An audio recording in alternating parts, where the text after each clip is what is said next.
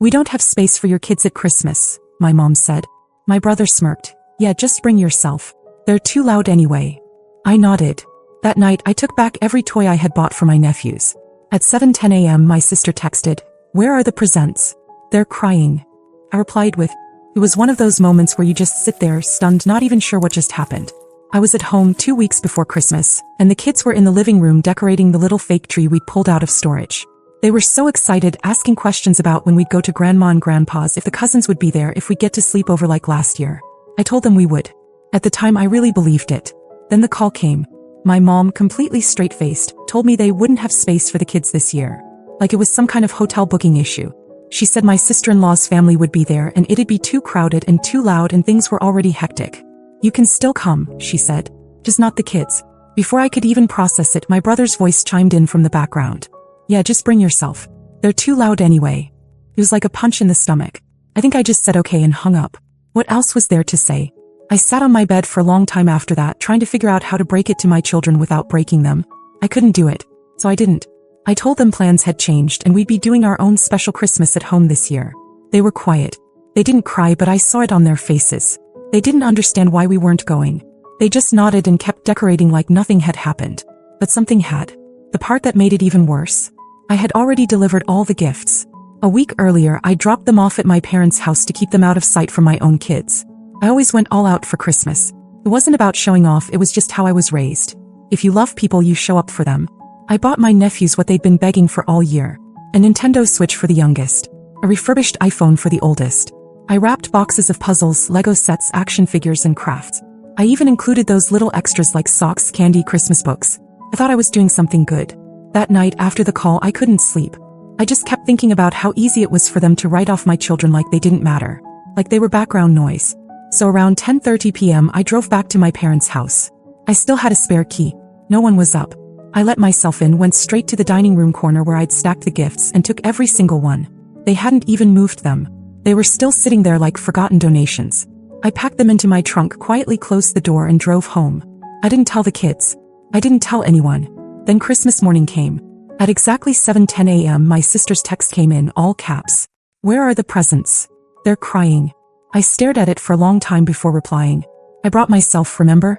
I waited. Nothing. No reply. Not from her. Not from my mom. Not from my brother. They'd set up their whole day expecting me to fix everything like I always did. I was the one who brought the food, the gifts, the sparkle. I was the one who paid for the rental car my sister used every Christmas to get home. I helped with their bills. I let my parents use my card for groceries, gas, whatever they needed.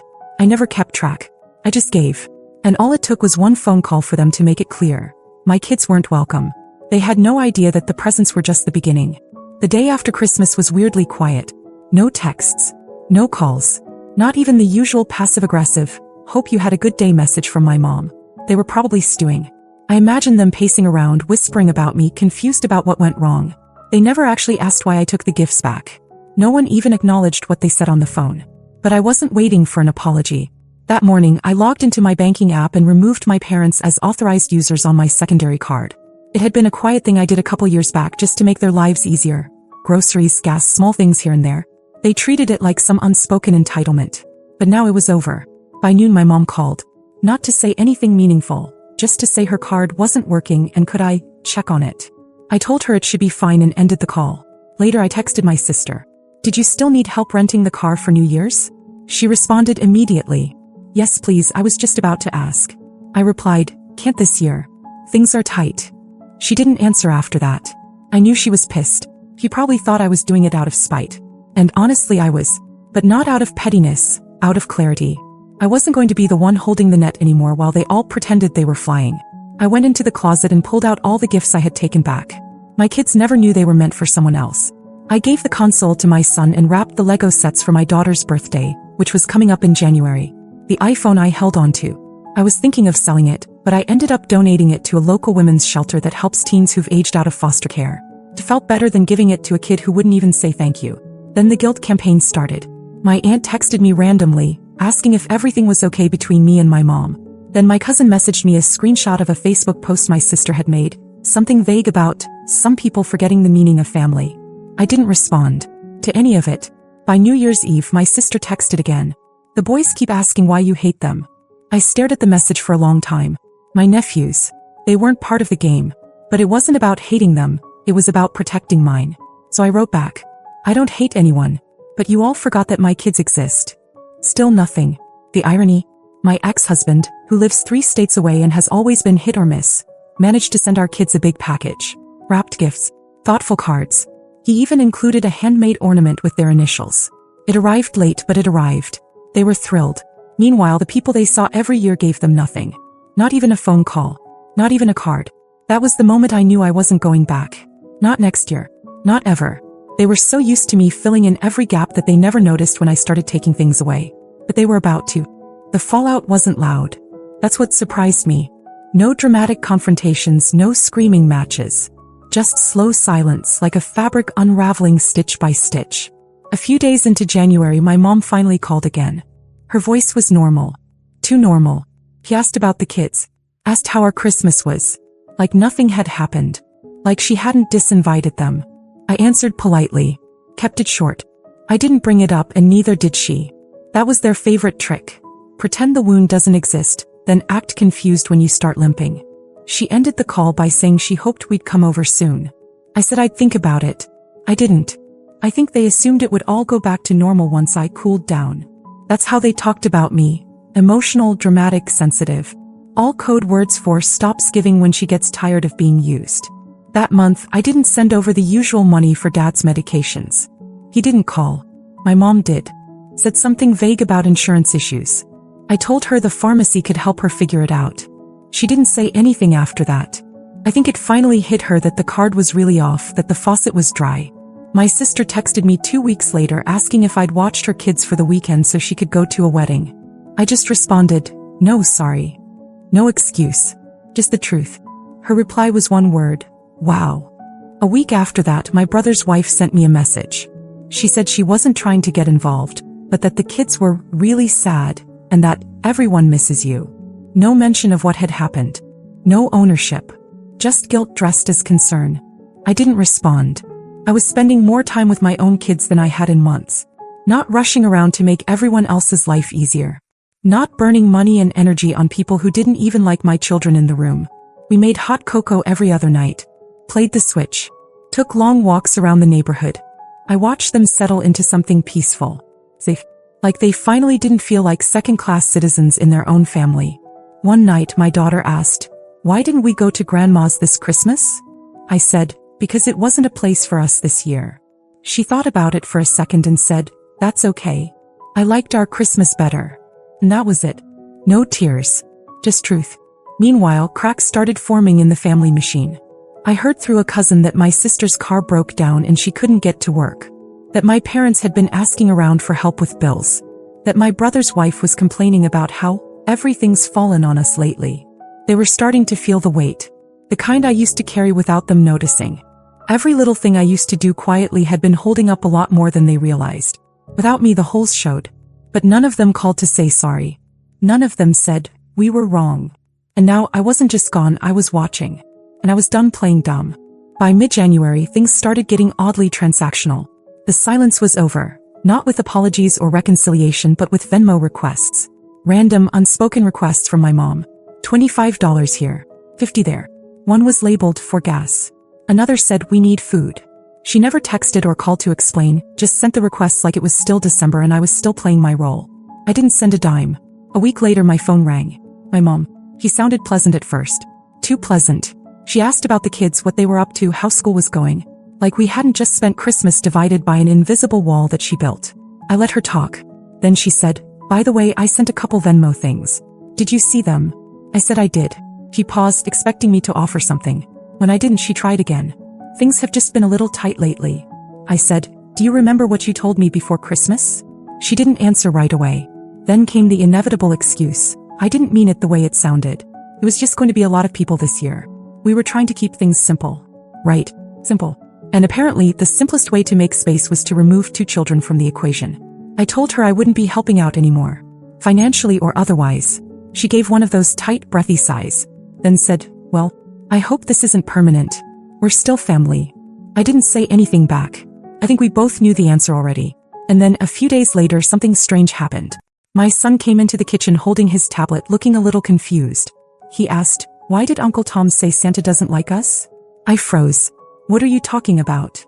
He showed me the screen. My brother had posted an Instagram story, short video, probably meant to disappear in 24 hours but not fast enough. He was standing in his kitchen filming a tiny box of off-brand building blocks on the counter. He said, "Guess this is what Christmas looks like when someone decides to play the Grinch." In the background, his wife laughed and said, "Next year, we'll just tell the kids Santa's allergic to drama." They didn't say my name. They didn't have to. They made my kids the punchline in some petty online joke. Turned a family betrayal into content for their friends. My children were excluded and now they were mocked for it. And it reached them. Through a screen they weren't even supposed to be watching that day. That night I went into our old family group chat. The one where we used to plan holidays and birthdays and text each other random memes. No one had said a word in it since December. I sent one message.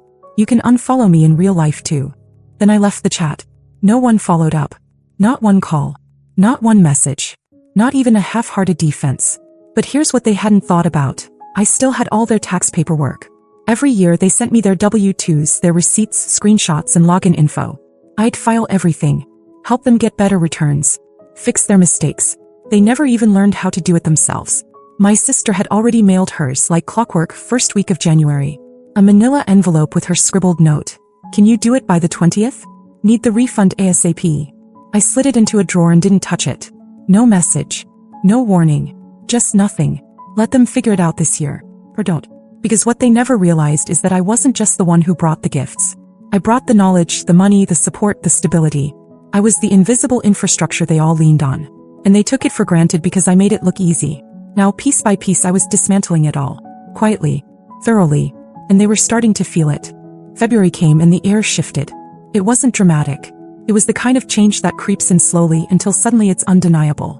My sister texted me first. No greeting. Just, "Hey, did you file yet? My refund usually hits by now." I stared at it for a minute, then put the phone down. She waited a day before following up. "Madison, I really need it. I have rent coming up. Can you at least let me know what's happening?" I replied the next day. "I didn't file anything this year. You'll have to do it yourself." She responded in under 5 minutes. "Are you serious? Why wouldn't you tell me that earlier? I've been waiting weeks." I didn't reply. Not because I was being cruel, but because I had nothing left to explain. She'd never said thank you when I did it. Not once in the 7 years I handled her taxes. Not one gift card, not one kind word. Just expectation. Just assumption. 2 days later I got a call from my dad. That was unusual. He opened with small talk, asking about the weather, how work was going, if the kids were doing all right. I knew it was coming, so I just waited. Then he said it. "I heard you're not helping with taxes this year." I confirmed it. He went quiet, then said, "We've always relied on you for that stuff." I asked, "You mean the same way my kids rely on having family who want them around?" Silence. Eventually he said, "Your mom didn't mean to upset you. Things just got messy with the holidays." But I wasn't angry anymore. Not really. I'd passed that stage. I just didn't trust them. And I didn't owe them the stability they never gave me or my children. I told him I hoped they figured things out and that I had to go. That week I got an email. My brother's wife, of all people. Formal tone. Subject line, "Help." She explained that they were trying to refinance the house and needed help organizing financial paperwork. Said I'd always been the one to handle stuff like this. Then, casually at the bottom, she added, "It'd be great to get that iPhone back if you haven't already sold it. It was meant for Tyler and he's been pretty upset." I reread it twice, wondering if she was being serious. I didn't respond. They thought all of this was temporary. That I was just being emotional. That eventually I'd get over it, come back into the fold, pick up the slack again. But what they didn't realize was that I was watching them learn how to drown. My mother's friend, a woman I barely knew, messaged me a few days later. Said she'd heard there was drama, and hoped I wouldn't let a misunderstanding ruin things. That family is everything. I didn't even answer that one. But something strange happened near the end of the month. A package arrived for my kids. No return address. Just a stack of books, some candy, a card that said, "You are so loved." Inside there were $200 bills tucked between the pages. My son thought it was from my ex again, but I knew it wasn't. His gifts always came through Amazon. This one felt more personal.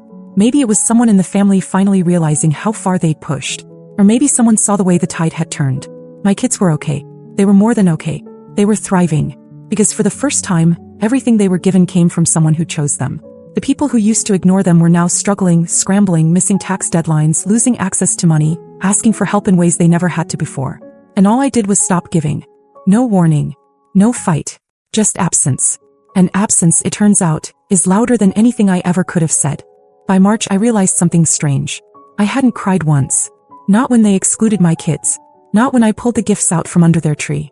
Not when they started unraveling one by one, trying to patch up the damage without ever acknowledging the cause. I hadn't cried because for the first time in years I didn't feel powerless. I felt free. One morning I got a text from my brother.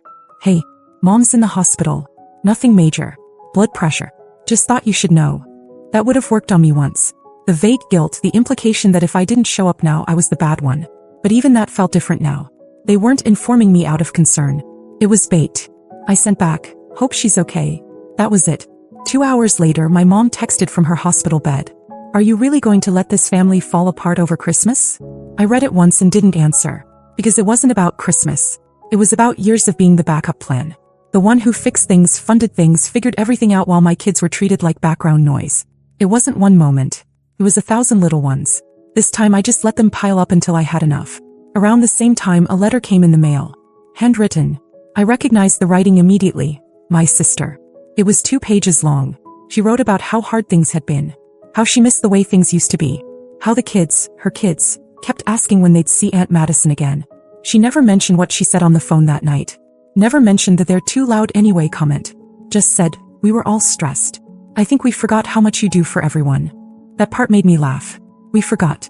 Not we took it for granted. Not we treated you and your kids like an afterthought. Just forgot. I folded the letter and put it in the drawer with her tax documents. Still untouched. In April I booked a trip for me and the kids. Somewhere warm. Just the 3 of us. We stayed at a hotel, ordered room service, swam in a rooftop pool. I watched them laugh, truly laugh, not trying to win anyone's attention or compete with cousins or walk on eggshells. We video chatted with their dad while we were there. He was trying in his clumsy way. He asked if they got his New Year's package, and they smiled and held up the handmade ornament he'd sent. It was uneven and a little crooked, but it was theirs. And it came from someone who cared. When we got back I saw one last message in my inbox. From my mom. "We're doing a family brunch next weekend. I hope you'll bring the kids. Everyone would love to see them." There was. Bring the kids. Not, just bring yourself. I stared at it for a while, then deleted it without answering. Because they didn't miss my kids. They missed what my kids represented. The feeling of family. The warmth. The convenience. The illusion that they were good people because someone else, me, was doing the heavy lifting. I had already spent years building a bridge. They lit it on fire. And now, even as they watched the smoke, they still hadn't learned how to build anything themselves. I wasn't angry anymore. Just done. The door didn't slam. It didn't even creak. It just closed. And stayed that way.